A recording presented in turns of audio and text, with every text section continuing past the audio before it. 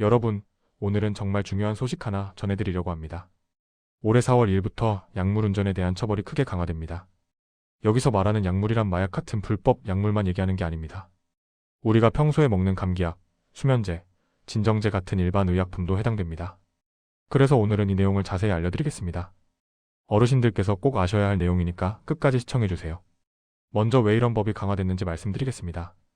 경찰청 통계를 보면 약물 운전으로 면허가 취소된 건수가 2022년에 80건이었는데 2024년에는 164건으로 2배 가까이 늘었습니다.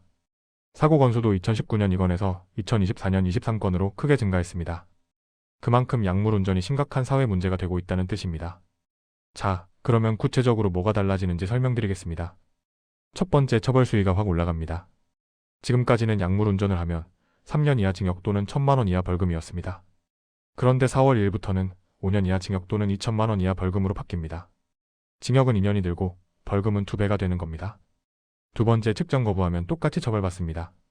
예전에는 경찰이 약물 측정하자고 하면 거부하는 사람들이 있었습니다. 이제는 안 통합니다.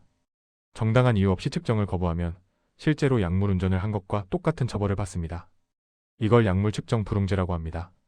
세 번째, 재범은 더 무겁게 처벌됩니다. 한 번 약물 운전으로 처벌받은 사람이 10년 안에 또 약물 운전을 하면 2년에서 6년 사이 징역 또는 1,000만 원에서 3천만 원 사이 벌금을 내야 합니다. 상당히 무거운 처벌입니다. 네 번째, 운전면허도 취소됩니다. 약물 운전이나 측정 거부로 단속되면 형사처벌과 별개로 운전면허가 취소될 수 있습니다. 여기서 많은 분들이 궁금해하시는 게 있습니다. 도대체 어떤 약을 먹으면 약물 운전이 되느냐는 거죠. 경찰청에서는 이렇게 설명합니다. 약 이름이 중요한 게 아니라 약을 먹은 뒤 운전자의 상태가 기준이라고 합니다. 감기약에 들어있는 항히스타민제, 수면제, 항불안제, 항우울제 같은 것들이 사람에 따라서 졸림이나 어지러움, 반응 속도 저하를 일으킬 수 있습니다. 이런 상태에서 운전하면 약물 운전으로 판단될 수 있습니다. 실제로 작년에 방송인 이경규 씨가 공황장애 치료약과 감기약을 먹고 운전하다가 적발됐습니다. 그분도 처방받은 약이었는데 벌금형을 받았습니다. 처방약이라고 해서 괜찮은 게 아니라는 거죠. 그러면 어르신들께서 어떻게 해야 하는지 정리해드리겠습니다.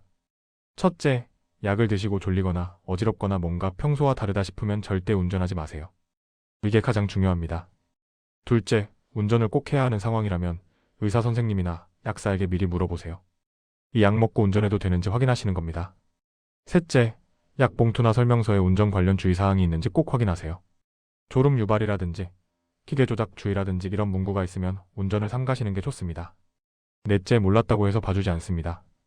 이제는 모르고 먹었다, 처방약이었다, 이런 말이 통하지 않습니다. 운전자 본인이 스스로 확인하고 판단해야 합니다. 정리하겠습니다. 올해 4월 2일부터 약물 운전 처벌이 대폭 강화됩니다. 감기약이든 수면제든 처방약이든 상관없이 약을 먹고 졸리거나 어지러운 상태에서 운전하면 5년 이하 징역 또는 2천만 원 이하 벌금을 물 수 있습니다. 측정 거부에도 똑같이 처벌받고 면허도 취소됩니다. 어르신들, 건강을 위해 드시는 약이 운전할 때는 위험 요소가 될 수 있습니다. 약 드시고 운전하실 때는 반드시 본인 상태를 점검하시고 조금이라도 이상하면 운전대를 잡지 마세요. 가족들한테 부탁하시거나 대중교통을 이용하시는 게 안전합니다. 오늘 내용 도움이 되셨다면 주변 분들께도 꼭 알려주세요. 중요한 정보니까요. 감사합니다.